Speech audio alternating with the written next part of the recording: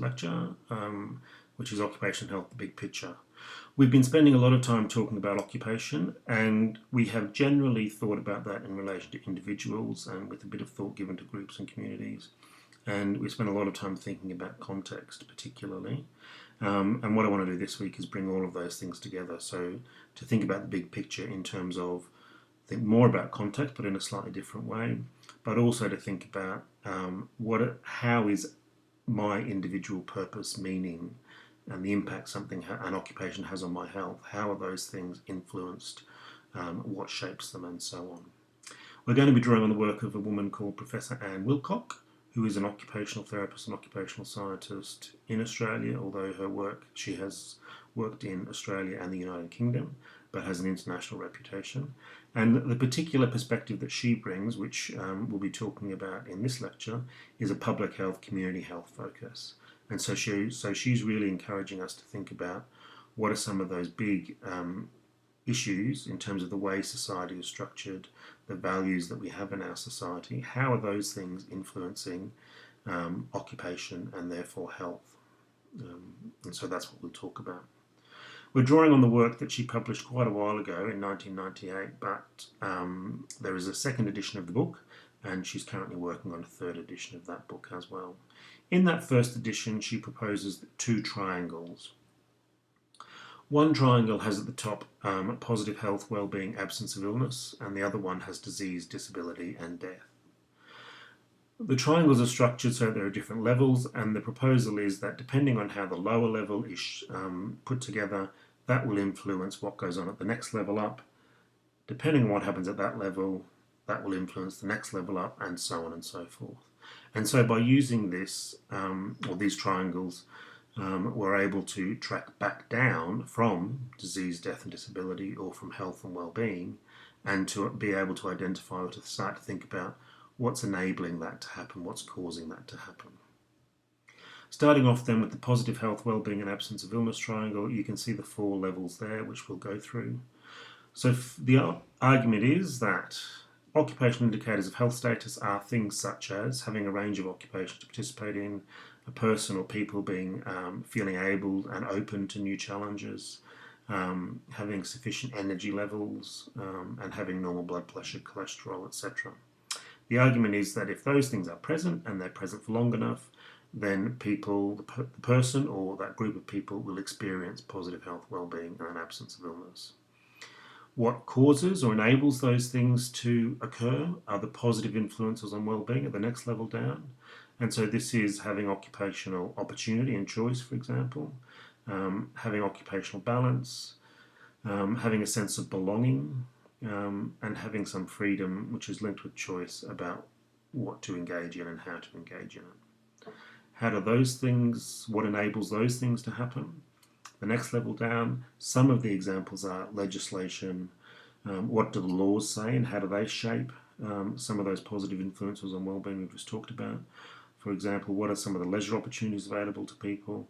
What does the media have to say about some of these issues and how does that shape what's available to people? And then thinking about the major services, health, social services, education, how are they all structured, and how do they end up influencing health and well-being in a positive way. What determines those are the underlying occupational factors, and these are essentially the type of economy, what are the national policies and priorities for that country or that society, community, and what are the cultural values within that group.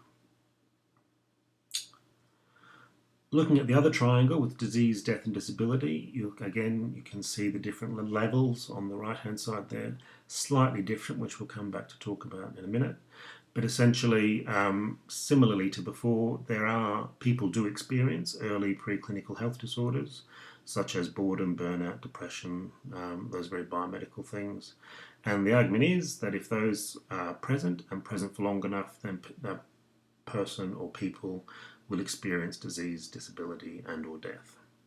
What causes those early preclinical health disorders, or what contributes to them, are risk factors impinging on the individual, such as loneliness. She interestingly introduces the ecology and the environment. Overcrowding is another one. and also introduces us to a few new terms: occupational alienation, occupational deprivation, and occupational imbalance, which are defined in your handout. What causes those things? It is, again, those same occupational institutions and activities, so legislation, leisure opportunities, media, health, education, social services. And again, it's the same underlying occupational factors that shapes those occupational institutions and activities. What's interesting in this one, just as a bit of an aside, is Anne's proposal or suggestion is that lots of occupational therapists tend to work on this triangle, the disease, disability, death triangle, and tend to focus very much on those early preclinical health disorders. And her suggestion or proposal is that occupational therapists actually have a lot to offer at a whole range of levels. And so that's one of the reasons, or that's one of the ways that these triangles can be used, is to think about how can we as occupational therapists influence things at a much more fundamental level to have a positive impact on people's occupation and health. What you will have seen, and this is one of the really interesting bits of this work, is that both of those triangles have exactly the same lower two levels. And so this is where we can really start to think about how those are set up will influence, and well, can influence quite differently the way people and groups of people experience that environment, that context, and therefore the occupational opportunities available to them. We'll talk more about this in class, but you'll also see in the handout that this is one of the things I want you to think about before class on Friday. What are some of the ways that some of these things can influence us in different ways? So that was a really brief introduction to that new way of thinking about occupation and health, and starts with a very individual level or at groups at the top of those triangles, but also gives us a way of thinking about those things that takes a much bigger picture and starts to just think about what are the different ways that occupational therapists can contribute with our occupational perspective.